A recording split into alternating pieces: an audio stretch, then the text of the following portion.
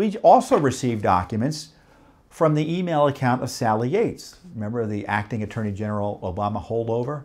So this is what happened. Yates was brought in as acting Attorney General. Huge mistake. She was there 2.5 weeks or so, until Trump had to fire her for refusing to obey for refusing to allow the Justice Department to defend the first version of his so-called travel ban.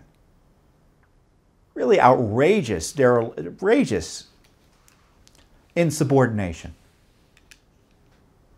A ban which has been upheld more or less each time it's come before the Supreme Court, despite the left's fanatical attempts to undo it.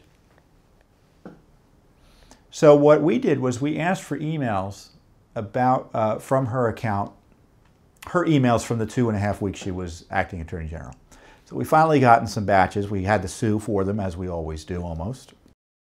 There was an interesting email because there were several emails that were sent to her from Justice Department officials praising her efforts to thwart the President of the United States.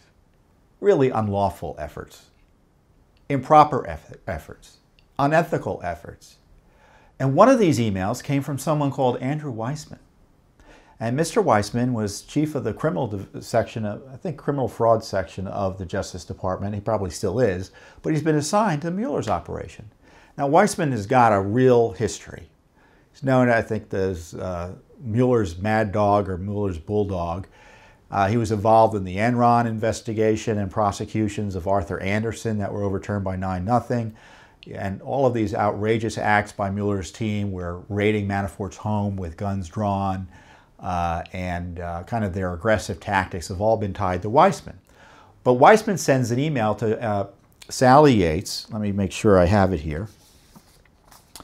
And he says, "I am so proud and in awe.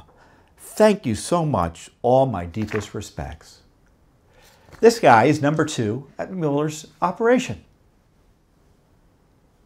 So we've had the FBI agent who was running the day-to-day operations of the FBI in terms of the Clinton email investigation. He ran that investigation day-to-day. Thrown off the Mueller team. And of course that act was hidden from us. And now we have strike, I don't know, maybe 56, but now strike 2 in the least, of his deputy praising this Obama holdover for basically breaking all ethical norms at the Justice Department and refusing to defend this lawful travel ban. Now, what Yates should have done if she didn't like what President Trump was asking her to do was to resign. Instead, she directed, and the documents show, she was directing the Justice Department not to defend it. Rank insubordination, unethical for a lawyer in my view. And this person, this top official at the Justice Department that Mueller's relying on, was praising it. So now you want to know why people are calling on Mueller to resign? It's because of Judicial Watch's disclosures. Between that, the FBI revelations, the tarmac records, people are fed up. And Republicans who have defended Mueller, you know, because what happens is on the Hill is Mueller's a member of the establishment, Mueller much respected is the phrase. Well, he doesn't have much respect anymore. And the FBI, you know, I remember talking to a key staffer on the Hill, and he said, well, the Republican leadership likes the idea of a special counsel because it means they don't have to talk about the Russia investigation. They can say, well, the special counsel's handling it. Well, no more. So I want to know where the oversight is of Mr. Mueller. Because Rod Rosenstein, who's the number 2, because Sessions has recused himself, Rosenstein was the one who appointed him. He's supposed to be making sure Mueller's doing the right thing. But he's failed to do that. And if I were President Trump, I would tell Mr. Rosenstein, you need to remove Mr. Mueller and get this situation under control.